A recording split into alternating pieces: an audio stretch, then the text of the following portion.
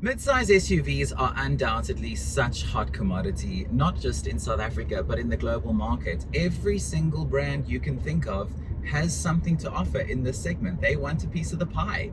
And a brand who has done very well in this segment ever since they came out with the first generation Qashqai is Nissan. I'm Dean Friederich. Welcome to this video.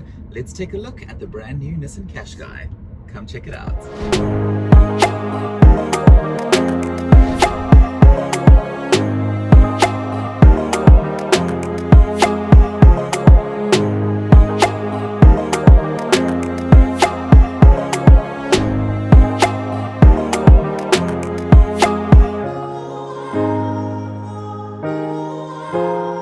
So the first generation Qashqai was released around about the mid-2000s, and it has been extremely successful for Nissan ever since. Millions of these cars have been sold all over the world, and I must be honest, I really hated the first generation Qashqai. I'm sorry Nissan, love you guys the most, but the first generation Qashqai, yeah, it was ugly.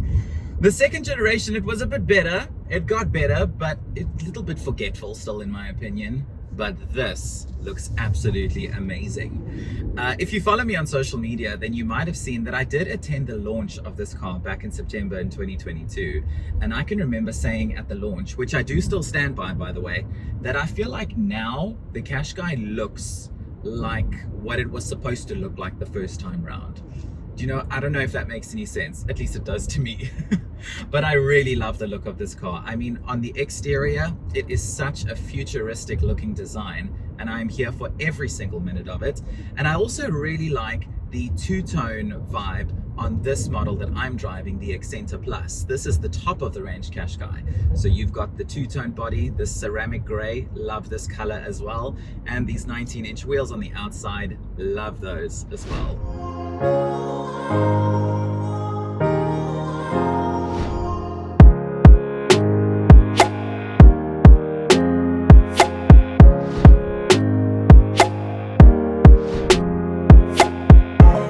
Now, even though the exterior look has been upgraded significantly, in my opinion, the interior is where the new Qashqai really shines. This is amazing. I'm just gonna come out and say it. The fit and finish of this new Qashqai's interior is honestly so premium, and I'm gonna use the word premium because it really looks and feels exactly that. From the finish on the steering wheel to along the dash, the door panels, the center console, this quilted Napa leather interior, which has massage function and is heated, this beautiful infotainment screen. I mean, the interior of the new Qashqai is honestly something else. And I think, judging by this and the price, that Nissan is really trying to position this car as a premium compact slash mid-size SUV, like against the likes of, for example, something like a BMW X1. Whether or not they will actually succeed at that remains to be seen. I mean, this car's only been on the market now for a couple of months, so there's still some time for things to transpire depending on how they will. But the interior of this model is just absolutely fantastic, and I've really enjoyed driving this car, especially when you're sitting inside such a beautiful interior.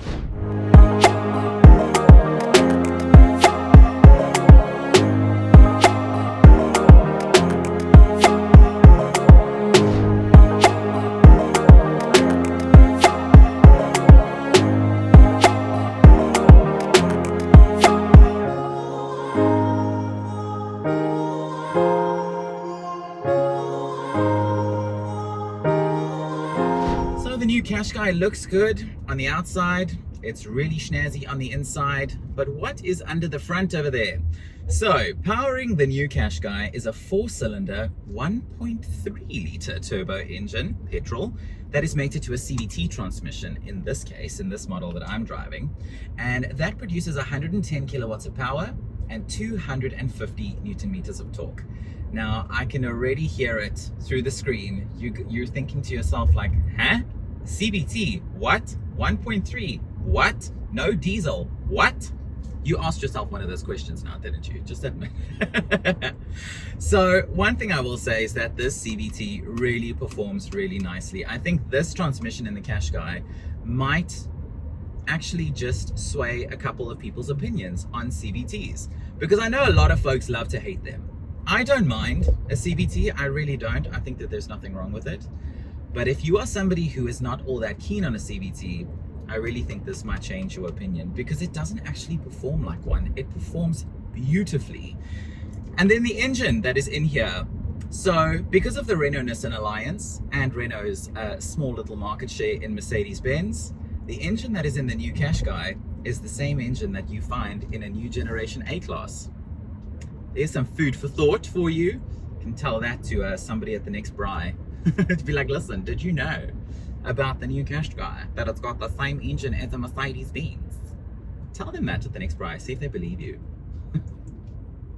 And in terms of how that fares with fuel consumption, so Nissan claims the new Qashqai has a fuel consumption of around 6.1 liters per 100 kilometers.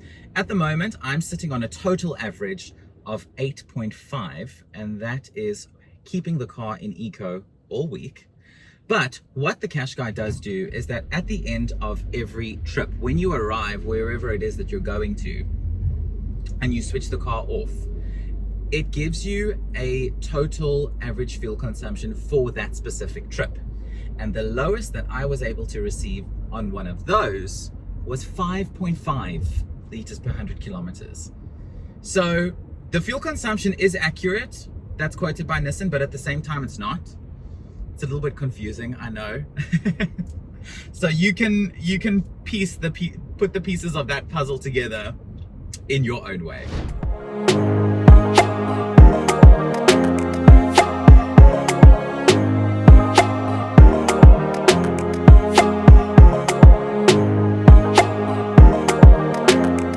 The safety technology that has gone into the third generation Qashqai, I think, is one of the reasons why it is so good as well. Because I remember finding this out at the launch, and we were very, very surprised to know this, that the third generation Qashqai comes fitted with autonomous driving level 1. And how that works is quite something, I'm not gonna lie. So this Accenter Plus has got radar cruise control, right? So when you put the radar cruise control on, not only will the Qashqai, of course, brake if you get too close to a car in front of you. That's what most radar cruise controls do these days, so that's not all that new. It will assist with steering, help you stay in your lane.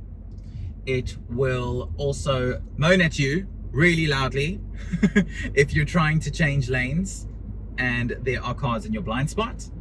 It will also yank you back into the lane if you veer off.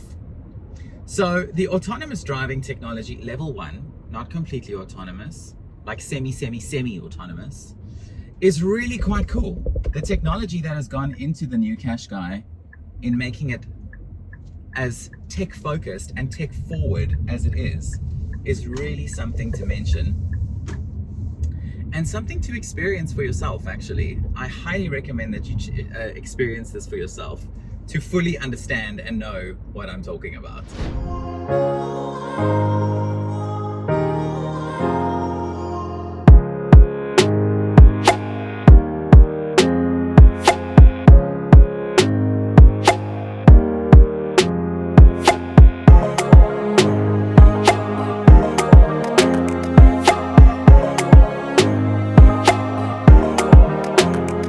Now it's time for the facts.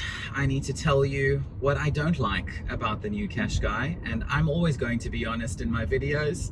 And as much as there are so many things about this car that I'm really enjoying, there are things that have let me down. One of the things which I am very disappointed by as a sunroof lover is the fact that there is no panoramic roof in the new Qashqai. Overseas, you do get it. I've seen it in overseas pictures and videos. They have panoramic roofs on the new Qashqai overseas. Why don't we have it? And I mentioned this at the launch as well. When I went to the launch last year in September, I told them, I was like, why didn't you put a panoramic roof? All your competitors in this segment have panoramic roofs. South Africans love a sunroof. Well, this one does. Why didn't you do that? So that made me sad. I was like, meh, what the hell? Something else that I think will also be a letdown, this is a slight letdown for me, but not all that much, is that the Qashqai does not have keyless entry. You still need to press the buttons on the key fob. So there's no proximity sensor outside, no this of, you know, just touch the door handle and the car opens, or press a button on the door handle, none of any of that stuff. But with that being said, that is becoming a major safety hazard in South Africa at the moment. So I don't think that customers will mind the absence of that feature all that much. One other thing about the Qashqai that did also let me down a little bit, especially on this model, which is a range topper, is why is there no power tailgate?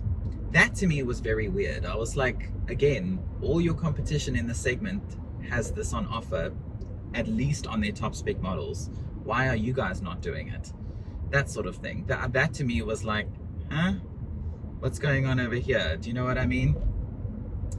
Something else that has also been a little bit confusing to me is the service plan is quite short. It's only a 3-year service plan, as opposed to 5 years that you have on all the other models in this segment. Sportage has got a 5-year service plan. I had that on test a couple of months ago, almost said weeks, a couple of months ago. Bear in mind though, it is also 90,000 kilometers. So the Sportage is a 5-year 90,000 service plan. Qashqai service plan is a 3-year 90. So it is still the same mileage, but shorter in years. That I don't quite get. That to me is very, very, very strange. Don't understand that one all that much. Other than that, I don't really have any other complaints about the new Qashqai. Most of my complaints are just like small feature related things. In terms of the look and the design and the drive, I really don't have all that much to complain about. Just small little features and stuff that bugs me a little bit.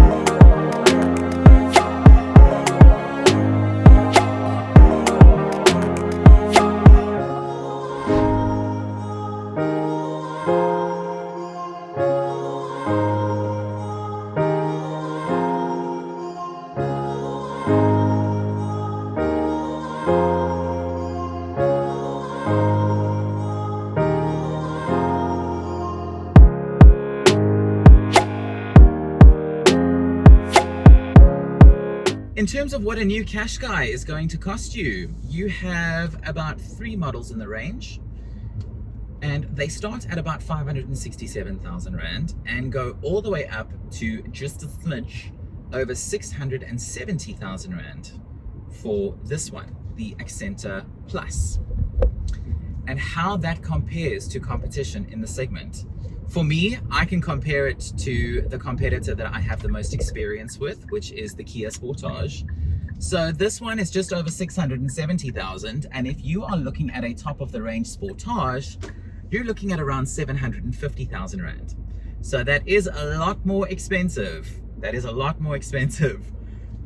In terms of spec, they are very similar. Sportage does offer a couple of extra things that this one does not, like the panoramic roof, like the keyless entry, like the power tailgate, you know, all those kinds of things. But other than that, they're not all that different. But where I will say, I do really like the Qashqai for the fit and finish and quality of this interior. And let's face it, that is where you are going to spend all your time with this car if you own one inside. And I could honestly, sit very, very, very comfortably in here every day. I mean, I've been driving this car for the last couple of days and I love it. I really love it. Disclaimer though, I'm not saying that a Sportage's interior is bad, because it's not. That is also very, very nice, very good quality, very nice finish. So I'm not saying that a Sportage is because it's not.